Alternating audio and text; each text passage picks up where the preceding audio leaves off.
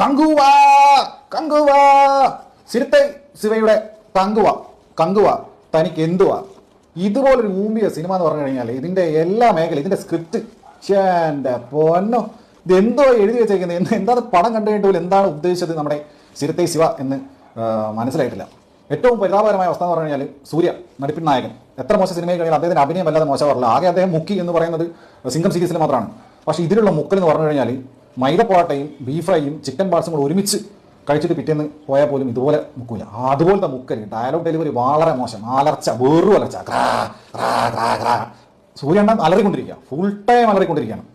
അതുപോലെ തന്നെ പിന്നെ ഇതിൻ്റെ VFX ഭയങ്കര മോശം, VFX 3D ആണ്.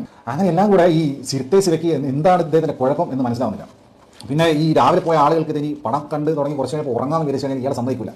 DSP റോക്ക് സ്റ്റാർ എന്നൊക്കെയാണ് DSP ദേവിശ്രീ പ്രസാദ്. വല്ലാത്ത ജാതി ഉറപ്പിക്കൽ സ്കോറിങ്ങും പരിപാടിയൊക്കെ ആയിട്ട് അങ്ങനെ വല്ലാത്തൊരു അവസ്ഥ തന്നെ സൃഷ്ടിക്കാൻ വേണ്ടി സാധിച്ചിട്ടുണ്ട്.